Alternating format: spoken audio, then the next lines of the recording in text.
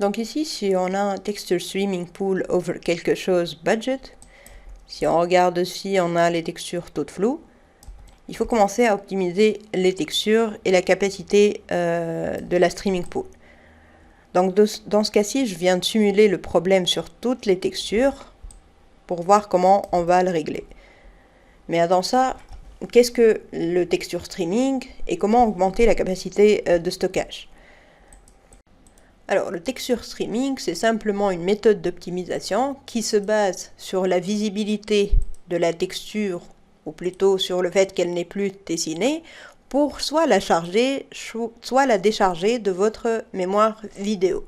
Donc, lorsque je regarde ou je pointe avec ma caméra vers une texture, que celle-ci est dessinée, on va avoir le stockage de cette texture dans notre VRAM. Sinon, Unreal, il va décharger la texture et on aura bien évidemment une économie de VRAM. Le texture streaming est par défaut activé et il est déconseillé de désactiver, mais bien sûr, on peut faire ça. On verra où on peut faire ça, soit par des commandes, soit sur le projet lui-même, soit dans le texture viewer localement, c'est-à-dire pour une texture donnée, on désactive cette fonction de texture streaming. Alors, si on stream des textures, bien sûr, donc on les regarde, il faut se poser la question, quelle résolution de la texture Unreal va charger? Et ça dépend bien évidemment de l'endroit où vous regardez. Si on se dit, par exemple, je suis à cet endroit, j'ai téléchargé une texture de 2048 par 2048, bien évidemment, si je suis trop proche, ce que Unreal va faire, c'est qu'il va laisser cette résolution telle qu'elle. Mais ensuite, à mesure que je m'éloigne de l'objet qui a cette texture, ce qu'Unreal va faire, c'est qu'il va créer des mipmaps. Il s'agit de votre texture de base, mais il va en générer d'autres variantes avec à chaque fois des résolutions différentes. Et on voit ici que ce qu'il fait d'une étape à une autre ou d'un MIP level à un autre, c'est de diviser par 2 à chaque fois la résolution selon la distance que vous avez par rapport à l'objet qui la contient. Donc, finalement, ici, on arrive même jusqu'à 1 par 1. Et si on part, par exemple, de 2048 par 2048, on peut dire qu'on a 12 MIP level jusqu'à atteindre ce qu'Unreal fait qui est 1 par 1. Bien sûr, les mipmaps, leur nombre ou comment cette division s'opère, donc là en l'occurrence sur 2, sur 2, sur 2, tout ça, ça peut aussi être géré par d'autres paramètres. Principalement, on a vu ça dans le Texture Viewer, qui était le Load Bias Scale. Alors, ici, bien sûr, depuis tout à l'heure, je montre juste la brique, mais bien évidemment, alors on n'aura pas uniquement des albédos, on aura même les normales et les packet textures. Surtout, on aura d'autres textures dans notre jeu, mais même lorsqu'on affiche sur un écran, on peut se dire, je regarde une maison par exemple, et je vois au premier plan le mur, avec une texture, si je suis trop proche, on va dire qu'on a ici un MIP level 0, mais rien ne m'empêche que dans la même shot ou dans l'écran, j'affiche aussi un autre mur qui partage cette même texture. Du coup, on aura à la fois MIP level 0, et ce mur qui sera peut-être plus éloigné, il aura MIP level 3 ou 4. Donc il faut se dire, on va stocker plusieurs types de maps, aussi plusieurs shaders, mais également plusieurs mipmaps. Et le tout est stocké dans ce qu'on appelle la texture pool. Alors, la texture pool, on peut dire que c'est une sorte de conteneur virtuel. Il s'agit en fait de ce que vous allouez comme mémoire en mégabytes, bien sûr, en mémoire vidéo, pour stocker toutes ces textures. Et évidemment, à partir du moment où on a un stockage, on a également une capacité ou une limite à ce stockage. Surtout que la texture pool, elle ne va pas uniquement stocker les textures de type monde ou de groupe monde, comme on a vu, elle va aussi stocker des textures d'UI, des effets sprite, ainsi que d'autres éléments. Et donc, même si on se dit, ok, dès le début, je vais télécharger des résolutions qui sont assez optimales, comme 1024 par 1024, ou vous pouvez même exagérer et dire, je vais télécharger 512 par 512, il n'empêche que dans tous les cas, dans votre jeu ou votre shot, vous aurez généralement trop de textures, ou si vous avez des shaders complexes, vous allez avoir du mal à tout stocker dans la texture pool. Alors, ce qui se passe lorsque cette texture pool, ou plutôt sa capacité ou le size, est dépassée, c'est que Unreal va avoir certains problèmes, par exemple, à vous afficher la mipmap correcte. Dans cet exemple-là, je suis à une distance, par exemple, trop proche, et ce qu'on voit, c'est une texture trop floue. Pourquoi? Parce que Unreal, au lieu de vous afficher, par exemple, le MIP level 0, il va afficher le MIP level 5, qui lui est normalement fait pour une distance plus grande. Par exemple, vous retrouvez ici, et du coup, vous allez avoir une texture floue. Un des problèmes qu'on voit qui est un peu plus rare, c'est le swapping des textures. Vous avez un mur et vous savez que vous avez assigné un shader de briques à ce mur. Or, lui, par exemple, il vous montre, je ne sais pas moi, du bois, mais il le montre, ok, d'une façon nette, parce que il préfère peut-être vous afficher une texture dont la mipmap peut, par exemple, rentrer dans la capacité de la poule, que de vous afficher quelque chose de flou. Donc ce problème est un peu plus rare, et il se produit principalement lorsque vous bougez rapidement dans la scène en jouant, mais celui qu'on connaît le plus, c'est l'affichage de textures floues, qu'on vient de voir d'ailleurs. Et là, bien évidemment, si on a dépassé le texture pool size, ce qu'on peut faire, c'est soit d'augmenter la capacité de la streaming pool, soit de diagnostiquer les textures qui sont problématiques, réduire leur résolution ou réduire la complexité du shader. Ou bien on peut également faire les deux. Alors, pour diagnostiquer les problèmes, on a le problème, il peut être des textures et de la pool size. Donc on peut commencer par les textures et se poser des questions. Est-ce que cette texture, elle prend beaucoup de place dans la texture streaming pool? Pour cela, on a des view modes d'optimisation. On a déjà vu celui du lighting. Maintenant, on va voir celui de texture resolution scale pour diagnostiquer. Ensuite, si on voit que effectivement elle prend beaucoup de place, on va voir quelle est sa résolution. Pour cela encore, on a des outils dans Tools, Audit. On a un tableau de statistiques pour voir, et on a localement le texture viewer. Donc le tableau de statistiques, on verra que c'est global pour toutes les textures ou les objets de la scène. Le texture viewer, il est local pour une texture donnée. Et ensuite, on doit se poser une question par rapport à la nature de l'objet qui a cette texture, mais également à l'expérience qu'on veut offrir à travers le jeu ou la shot ou ce que vous voulez. Donc, est-ce que, par exemple, cet objet est un hero asset? Donc, il faudrait peut-être qu'on ait effectivement des mipmaps, mais qu'on ne dégrade pas énormément la qualité en baissant beaucoup la résolution. Il faut aussi se dire, ok, est-ce que le scale de l'objet ne permet pas justement de réduire la résolution? Ça ne sert à rien d'avoir un objet qui est trop petit avec une résolution de 8K, non. On pourrait peut-être dire 8, 4K pour des objets trop grands, pour des grandes surfaces. Mais un objet qui est petit et duquel vous serez toujours éloigné, ça ne sert à rien. Donc c'est ça la nature de l'objet et l'expérience que vous voulez donner de votre scène. Alors ici, bien évidemment, toujours je montre l'albédo, mais il faut tenir compte du fait qu'on a la normale, et dans ce cas-ci c'est une ARM, donc c'est une packet texture. Et la règle, et à toute règle, bien sûr on a des exceptions, c'est de se dire, nous, ce qu'on capte visuellement, c'est principalement le diffuse. D'ailleurs, on a des techniques, donc vous connaissez certainement le box mapping. Si vous prenez par exemple une photo, je ne sais pas, d'une façade, vous pouvez aller rapidement modéliser d'une manière sketchy bien sûr le bâtiment. Vous pouvez prendre la photo, la plaquer sur une plane et puis vous faites des cuts et des extrudes. Donc c'est de la projection mapping ou du box mapping à travers une photo réelle. Et vous n'êtes même pas obligé de rajouter des normales ou des roughness, surtout si le bâtiment est en arrière-plan. Donc c'est utilisé. Alors, il ne faut pas en abuser aussi, mais juste pour dire, c'est le diffuse qu'on va capter le plus. Après, tout ce qui est normal, on peut dégrader un peu plus la qualité, donc dégrader entre guillemets, on va plutôt optimiser.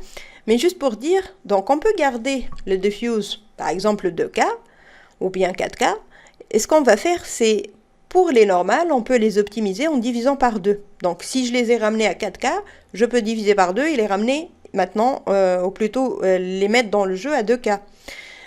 Pour ce qui est des ARM, des masques, donc on peut prendre la roughness et on peut la diviser par exemple par 4 par rapport à la taille d'origine, bien sûr, à laquelle j'ai téléchargé le pack. Donc ici, c'est vraiment, bon, c'est une règle, mais à voir. C'est-à-dire que c'est pas appliqué partout. Pourquoi? Parce que si vous allez montrer dans une vidéo promotionnelle toujours un objet qui sera en premier plan, non, on ne va pas suivre cette règle-là, parce qu'on n'aimerait pas dégrader la roughness, surtout si elle participe à la création des imperfections de surface de votre objet. Alors, pour les diagnostics sur la texture pool, ou la capacité de cette texture pool à stocker, donc ici on se pose également des questions. Déjà, quelle est la capacité de stockage que j'ai allouée? Donc ça, on peut le voir déjà avec Stat Streaming.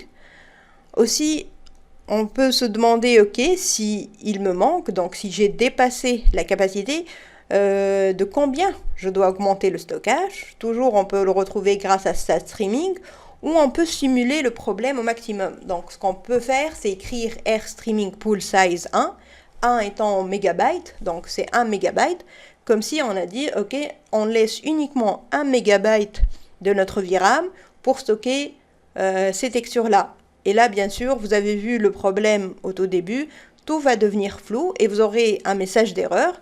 Mais ce message d'erreur, il est bien dans le cas où on écrit 1. Pourquoi? Parce qu'il va vous donner le déficit global de votre scène. Donc, à partir du moment où vous savez combien il vous manque globalement, vous pouvez maintenant entrer ça dans une dernière commande qui est AirStreaming Pool Size X, X étant le déficit, ce qui vous manque.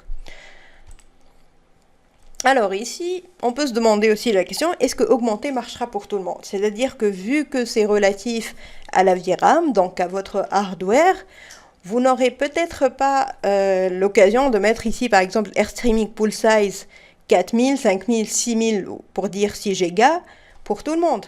Donc vous devez aussi prendre en compte le fait que vous allez peut-être donner ça à quelqu'un et donc dans tous les cas, il faut optimiser. C'est pour ça que ici, on a des outils de diagnostic et de solutions pour la texture, d'accord? Donc ça peut toujours marcher. Et pour la streaming pool. Pour la streaming pool, il y a déjà des valeurs par défaut, je pense que c'est 1 giga, donc on aura ici par exemple 1000.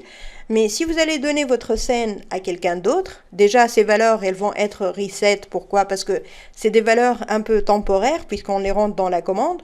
On verra comment on peut les ancrer d'une manière permanente dans le fichier ini. Mais juste ici, il faut vous dire que la personne à laquelle vous donnez, elle n'a pas nécessairement la possibilité d'afficher ou d'utiliser 6 GB de VRAM. Donc c'est pour ça que quand on parle d'optimisation, on ne teste pas uniquement par rapport à notre machine, il faut penser à la machine qui va aussi recevoir votre shot, votre jeu ou ce que vous voulez. Donc là, avant de commencer à résoudre nos problèmes, on va suivre un peu le même cheminement que notre présentation. Tout d'abord, on peut prendre une texture donnée. Par exemple, on va voir cet acteur. Ici, dans Materials, je peux voir où se trouve le shader. Et je peux, par exemple, cliquer sur T-Rusted Metal A pour Albedo. Et on peut prendre le Texture Viewer. Donc ici, il nous renseigne sur les détails. On a importé notre texture ou téléchargé depuis Quixel à une très haute résolution. Du coup, on a 8K. Ici, on voit que Displayed actuellement, si je mets ça 100%, c'est également 8K. Et Max in Game, ce sera 8K. Donc, on a toujours 8K. Ici, il nous informe qu'on a un nombre de mipmaps de 14. Dans la présentation, on a vu qu'on en avait 12, mais ça, c'est parce que notre résolution de base dans la présentation était de 2048 par 2048. Ici, on est à 8K, donc afin qu'il puisse atteindre un par un, il doit faire 2 autres MIP level. Donc ici, on a Number of MIPS 14. Si je viens ici, donc je peux cocher ça, et là, on voit que on a MIP level 13, qui est le dernier, et on peut voir que Displayed, ou même si je passe la souris ici, on a un par un. Donc comme je l'ai expliqué, les mipmaps sont générés également grâce à certaines règles. Si vous possédez une texture qui est dans Texture Group World, vous allez avoir Number of MIPS 14 par exemple, ou 12, 13, selon votre Imported Resolution. Donc ici, si je viens changer ça et que je dis non, c'est une texture d'une icône ou d'un bouton qu'on va mettre dans l'UI. Donc je peux dire qu'elle appartient au groupe UI. Donc je vais mettre ça. On va attendre qu'il prépare la texture. Et maintenant, vous voyez que number of MIPS est égal à 1. Et c'est ce que j'ai expliqué tout à l'heure. Si on a des éléments de user interface qui seront constamment affichés à l'écran, on n'a pas vraiment un besoin de streamer, on ne peut pas les streamer. Normalement, ça doit toujours être la même qualité que vous les importez. Donc ici, on ne fait pas vraiment de MIPMAPS. D'ailleurs, c'est écrit même ici qu'on ne stream pas. Et à partir du moment où on ne fait pas de streaming, on n'a pas de génération d'autres résolutions de la même texture. Donc je vais remettre ça sur World. Donc là, on a Streamed et Number of MIPS 14. Donc ici, une autre méthode pour désactiver la génération des MIPMAPs, ce qui n'est pas conseillé bien sûr, c'est d'aller ici dans MIP Gen Settings et de choisir No MIPMAPs. Donc là, on passe de 13 à 1. Donc c'est un peu comme pour les éléments du UI, mais on reste toujours dans la texture group de World. Parce que finalement, cette texture group, qui permet justement de classifier les textures selon leur usage, va influencer d'autres paramètres qu'on ne verra pas ici. Mais justement, donc dans nos MIPMAPs, si on n'a pas de MIPMAP, donc on n'est pas en train de streamer. Par contre, le streaming et le MIPMAP, c'est pas toujours lié. En ce sens que, par exemple, je peux mettre ici From Texture Group. Et si je vais ici Never Stream, donc si je clique ça, on voit que ok, on ne stream plus, on ne charge pas ou on ne décharge pas la texture, mais on a toujours un number of MIPS qui est égal à 13. Alors ça, c'est des paramètres un peu custom, donc forcément il y a des presets, mais dans le cas où on a modifié nous-mêmes, c'est un peu ici comme si on lui dit ne charge pas et ne décharge pas la texture. Par contre, j'aimerais garder cette idée de faire plusieurs résolutions différentes selon la distance à laquelle je me trouve. Donc maintenant, on va regarder combien on a de stockage dans la texture streaming pool. Donc si je viens ici, dans la console command, je peux écrire stat streaming par exemple, et on va faire entrer. Donc là, on a ce tableau qui nous renseigne sur la capacité de notre texture streaming pool. Ici, par défaut, normalement, vous avez 1000 ou 3000 gigas. J'ai uniquement 1 méga parce que je viens de simuler le problème. Donc, j'ai alloué uniquement 1 méga pour prendre en compte toutes ces textures.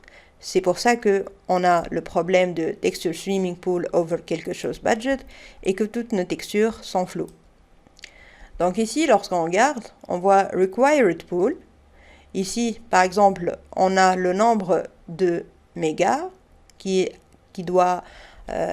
l'on utilise plutôt.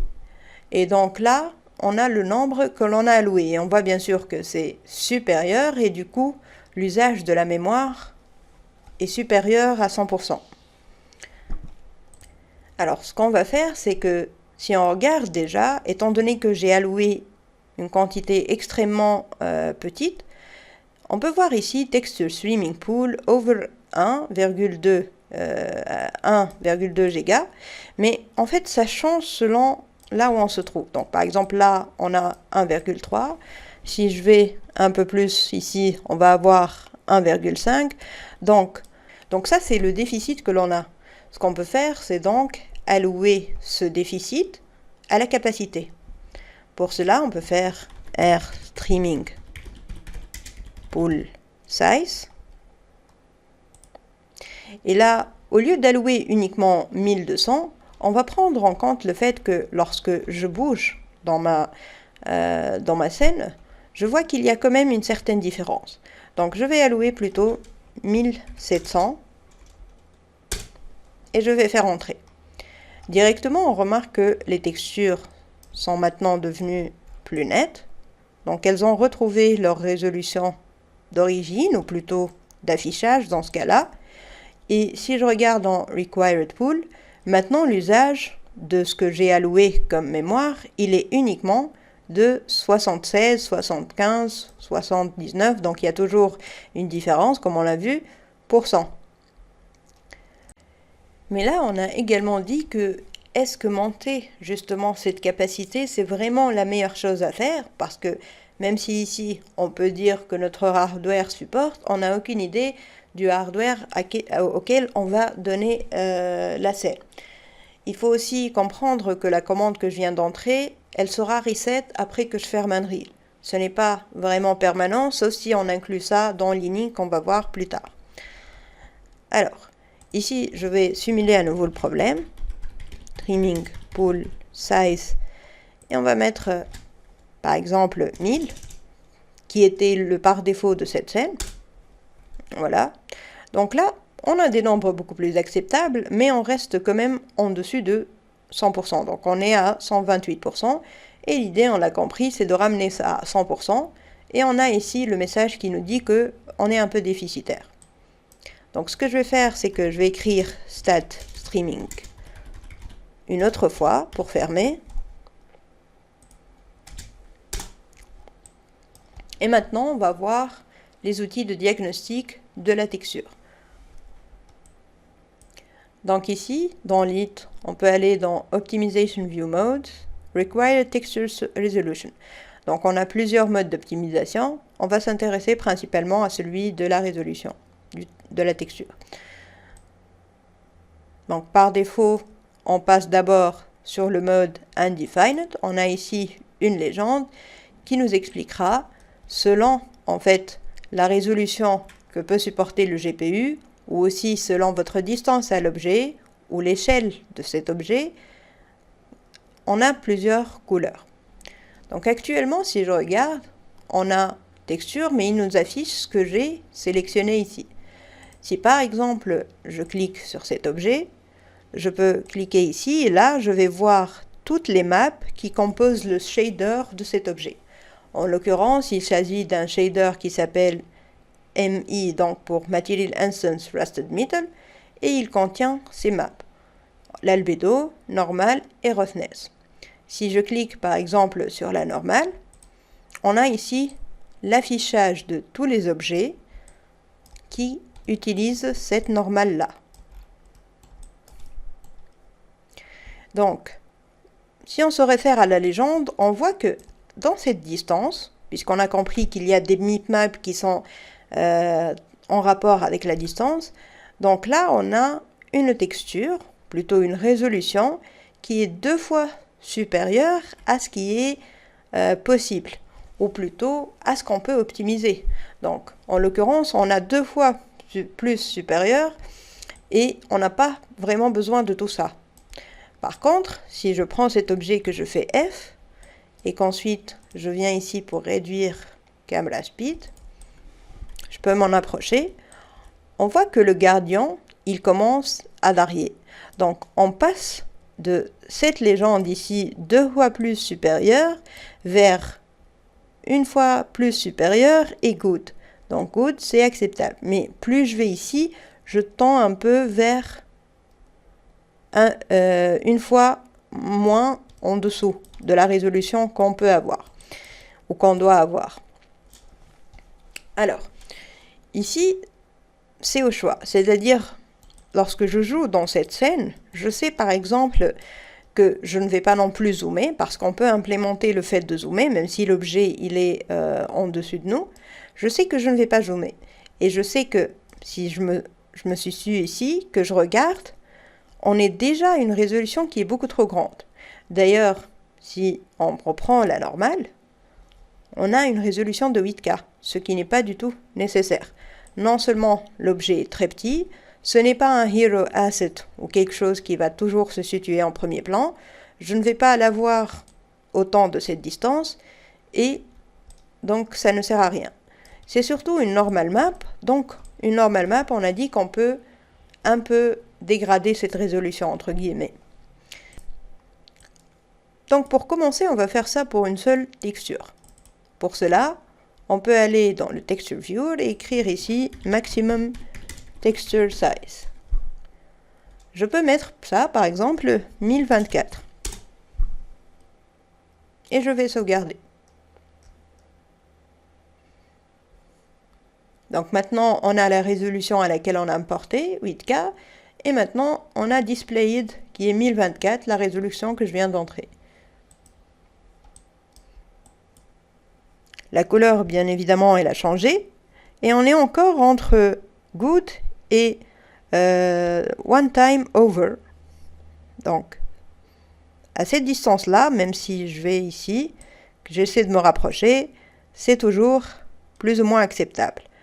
Si ça vire un peu plus au jaune, on peut mettre ça par exemple vers 2048, mais bon, ça me semble correct.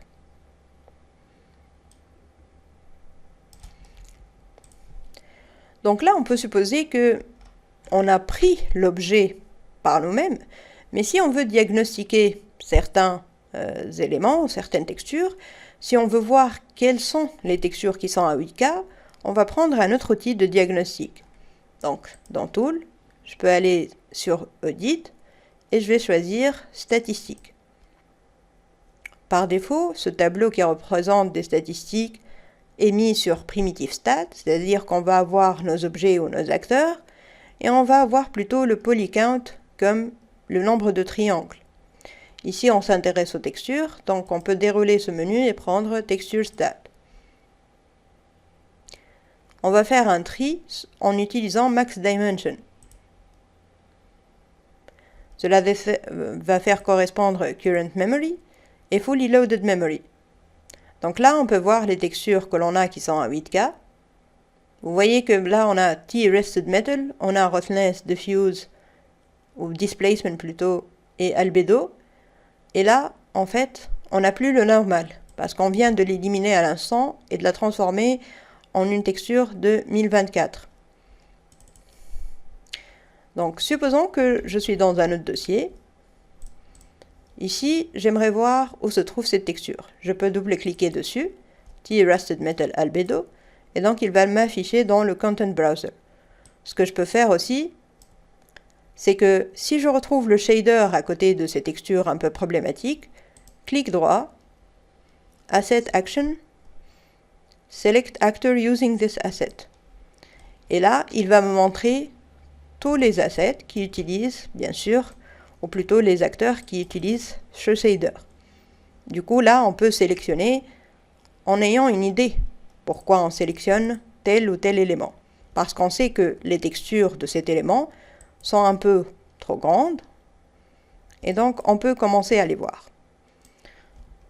Donc supposons que je vais changer aussi T-Rusted Metal A. Pour l'instant, on va changer individuellement.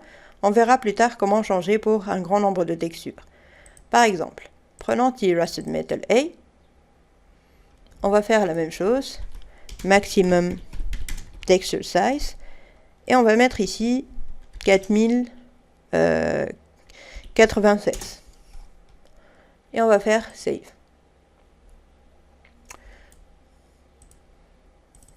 Donc là, si on revient sur ce tableau, on peut faire un refresh.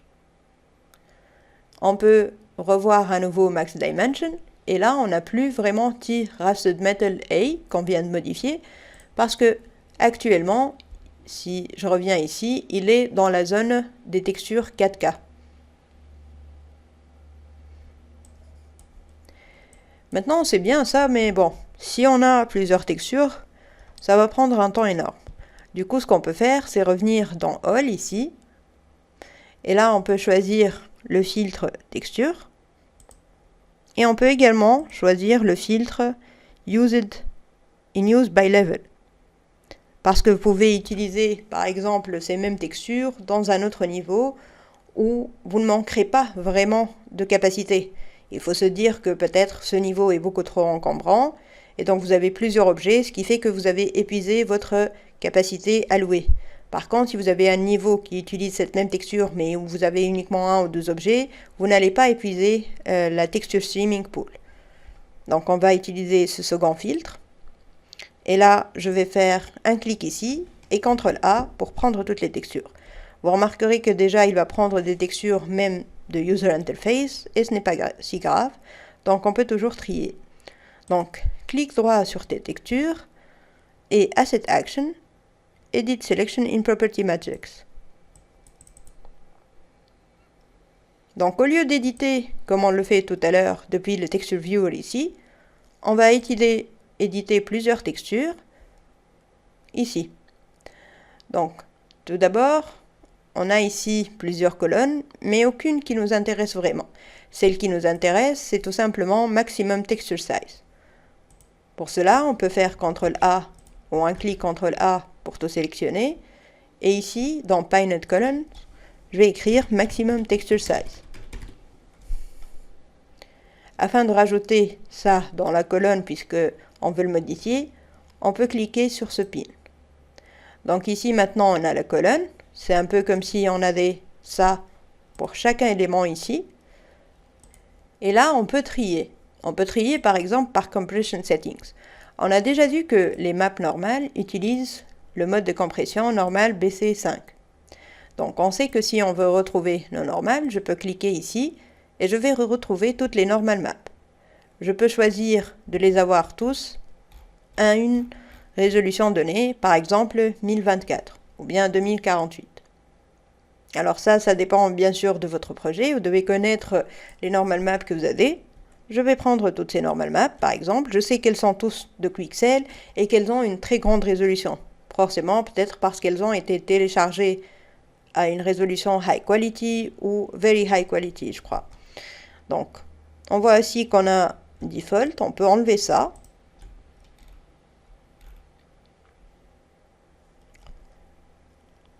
Maintenant, on peut venir ici, dans Maximum Texture Size, et on peut rajouter ce qu'on veut comme résolution. Ici, vous voyez déjà qu'on a des normales que j'ai modifiées. Maintenant, ce que je vais faire, c'est écrire, par exemple, pour T1 Node Beam Normal 1024. Et là, je vais double-cliquer, CTRL-C pour prendre cette valeur. Et de là jusqu'à la dernière normal map, donc je suis en utilisant Compression Settings, on va faire une sélection ici et on va faire CTRL-V. Et on va attendre qu'il charge pour nous cette valeur. Voilà, maintenant toutes les normal maps, elles ont une résolution de 1024. Alors vous pouvez même laisser à 4000, 2048, donc ça dépend de ce que vous voulez obtenir. Je vais réduire au maximum. Donc là, une fois que l'on a fait ça, on a ces étoiles ici pour dire que l'on doit sauvegarder. Une fois que l'on a fait ça pour les normal maps, on peut toujours trier. Par exemple, on sait que ça, c'est principalement des diffuse ou des roughness. On a d'autres modes de compression, bien sûr. Mais pour ce cas-ci, on a principalement ces modes-là. Donc maintenant, si on retourne, tous nos objets avec leur normal, si je vérifie par exemple celui-là, donc le shader, je vais voir T-Sailing Module normal. Maintenant, on a displayed 1024 par 1024. Après avoir optimisé, on peut toujours voir ici, en ayant sélectionné l'objet, sa normale, pour voir est-ce qu'on n'a pas un peu exagéré. Donc en l'occurrence ici, si on regarde, on a un peu une qualité supérieure, on a ici du good, mais on a également quelque chose qui est un peu mauvais. Donc là, bien sûr, on a expliqué la relation à la distance, donc plus on se rapproche, plus c'est pixelisé, vous pouvez faire le rapport avec ça. Et justement, donc c'est ça l'idée de se dire qu'on a une règle, par exemple, qui était qu'on prend le diffuse, on peut le garder à sa résolution d'origine, et la normale, on peut la baisser de 2. Ici, je viens d'exagérer. Si cette normale, je pense, ou plutôt le diffuse, il est à 4K, j'ai réduit à 1024. Donc on aurait peut-être pu le mettre à 2048, juste pour voir qu'il ne suffit pas seulement de réduire la résolution comme ça, il faut aussi vérifier est-ce qu'on n'a pas un peu exagéré et se retrouver avec ce souci-là. On peut modifier ça directement ici, Maximum Texture Size pour voir, et on peut mettre ça 2048.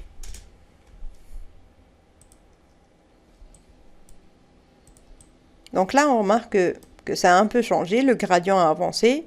Du coup, on a une meilleure résolution. Dire aussi par rapport à l'échelle de l'objet, est-ce que j'ai vraiment aussi besoin que ça sera 2K ou 4K? On peut prendre pour voir dead leaves normal. Donc ici, on voit qu'on est un peu supérieur et ça vire des fois vers good. Donc si c'était par exemple beaucoup trop vert, en l'occurrence ici, on peut se dire ok, on peut encore réduire un peu plus. Surtout que c'est des petits objets que peut-être on ne regardait pas tout autant. Donc ça dépend vraiment de l'expérience que vous avez de votre scène. Une fois que vous avez optimisé certains objets, vous pouvez à nouveau aller dans le mode lead si vous voulez, ou bien on peut toujours écrire ici Start Streaming. Et là, on regarde à nouveau dans Required Pool, qu'on est toujours à 108%. Et ça dépend encore une fois de notre position. Ça peut augmenter ou diminuer selon l'endroit où l'on se trouve. Donc à nouveau, il nous affiche bien sûr le déficit ici. Alors on peut à nouveau le rentrer ou on peut continuer d'optimiser. Donc finalement, l'optimisation, c'est comme pour le lighting, c'est par itération. Donc vous optimisez, vous regardez vos statistiques, vous optimisez à nouveau et ainsi de suite. Donc on peut se dire par exemple qu'on peut optimiser les roughness. Dans ce cas-ci, c'est un projet assez ancien. Du coup, on n'a pas les packet texture. Je pense que les roughness sont dissociés de l'albédo, ou plutôt de l'ambient occlusion, excusez-moi, et du métallique. Donc on peut refaire la même manip, CTRL A, et on peut faire Asset Actions. Donc ici, si vous n'avez pas Property Matrix, c'est probablement parce qu'on a sélectionné des éléments qui ne sont pas nécessairement des textures. Donc, je vais faire un Reset Filter. Je vais prendre à nouveau Texture. Et ensuite, Other Filters, Used in Use by Level. Donc, CTRL A, clic droit, Asset Action. Et là, on va faire Edit Selection in Property Matrix. Donc à nouveau, on peut rechercher les éléments qui nous intéressent et puis les arranger. Une autre méthode de tri, c'est aussi le sRGB. On a vu que le sRGB, il est principalement appliqué sur les diffuses et les albédos parce qu'on a besoin d'effectuer la correction gamma. Du coup, on transpose à l'espace colorimétrique Standard RGB, mais on sait que certaines maps, comme la normale, les roughness ou l'ambient occlusion, ont besoin qu'on garde les valeurs linéaires. Donc on ne fait pas vraiment une correction gamma. Donc si je clique ici, je vais avoir toutes les maps dont le sRGB décoché. Donc elles ont des valeurs linéaires, on n'a pas de correction gamma. Du coup, on peut à nouveau prendre ces maps et les arranger. Donc on verra ici par exemple qu'on a normal. Et on devrait aussi avoir les roughness. Donc je peux à nouveau prendre par exemple une roughness. Je vais choisir celle-là, Tea Wooden Spoon. Et à nouveau, je peux chercher Maximum Texture Size. Clique ici et je peux lui assigner une valeur par exemple de 1024. Ensuite, on fait CTRL-C et on applique aux autres textures dont on a besoin, jusqu'à ce que l'usage soit acceptable. Maintenant, si vous voulez à tout prix ne pas utiliser encore plus d'optimisation pour vos textures, vous voulez plutôt allouer plus de mémoire à la streaming pool, ce qu'on peut faire, c'est qu'ici, on peut écrire R streaming pool size et on peut allouer par exemple 3000, c'est-à-dire 3 Go. Donc je fais Entrée et directement, on voit que les nombres dans Required Pool, ils ont baissé de 33%.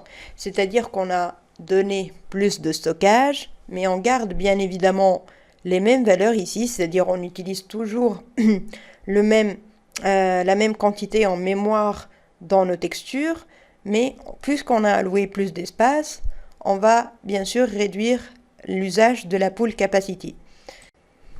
Donc ici, pour conclure, si vous ne voulez pas par exemple voir les stats directement, ou par exemple vous avez besoin de savoir combien il vous faut de capacité pour la streaming pool, vous pouvez écrire R streaming pool size et allouer le minimum, c'est-à-dire 1. Et on va faire ici le message d'erreur, donc on est en train de la simuler comme je l'ai fait au tout début.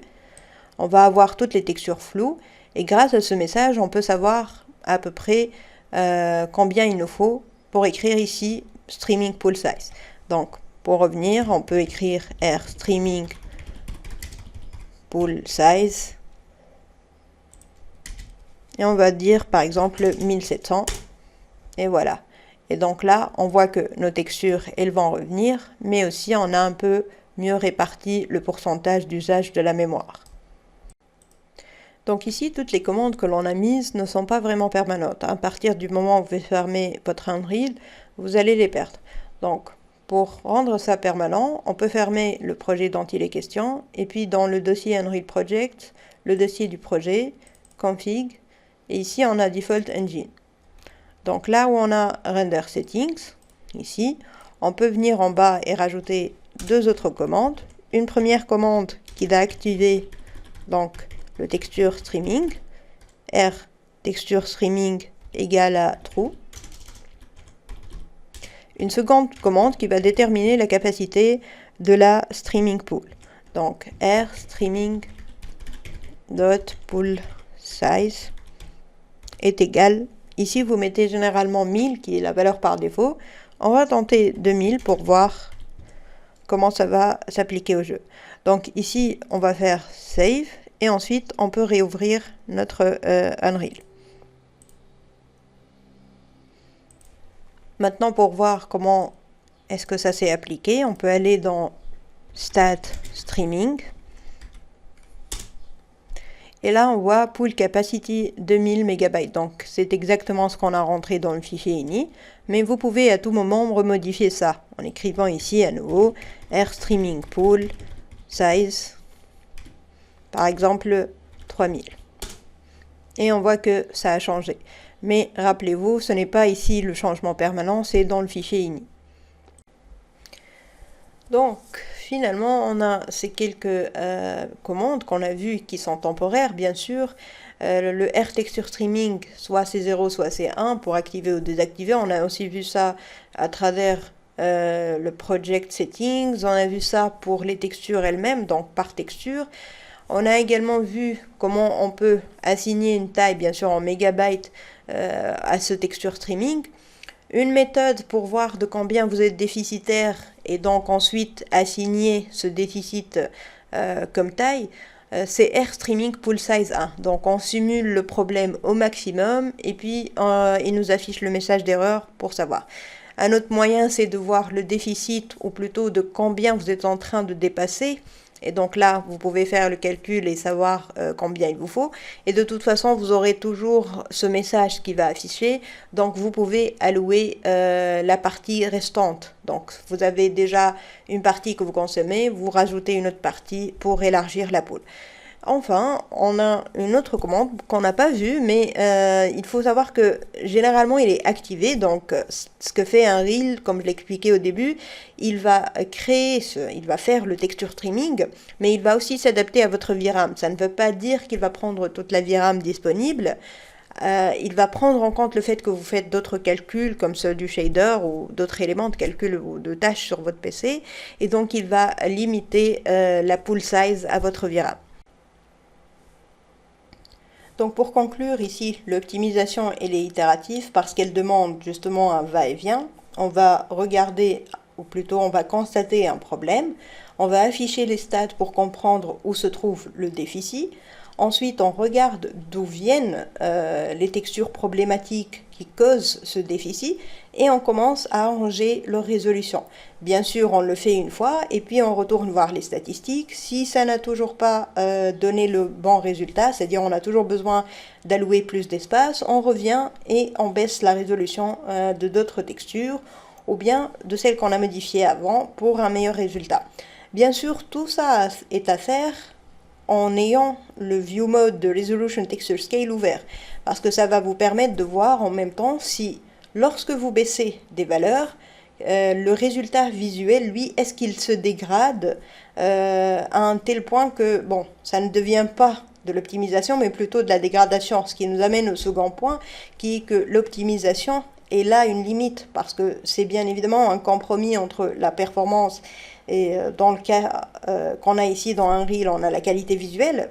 Donc à un moment, c'est pas uniquement d'aller baisser tout bêtement des chiffres en se disant ok, je vais mettre toutes mes textures à 1024 ou 512 et se dire ok, on a réussi, on a bien optimisé. Non, parce que bien sûr, vous allez énormément dégrader votre visuel.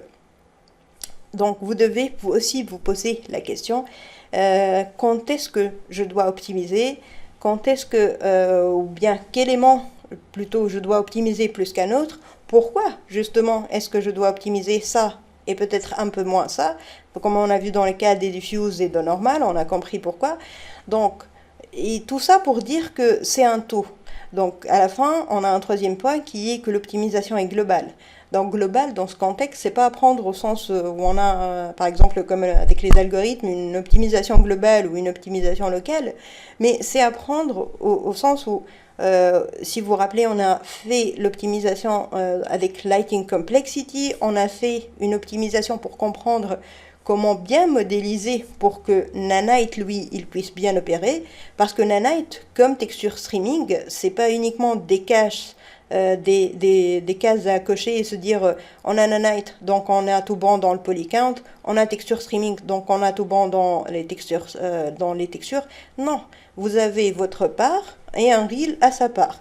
Donc vous devez peut-être modéliser, comme on a vu avec de certaines manières, le foliage pour que Nanite, lui, par exemple, puisse bien opérer. Sinon, vous allez juste vous dire non, Unreal, il marche pas, non, Nanite ne marche pas, et ça n'arrange rien.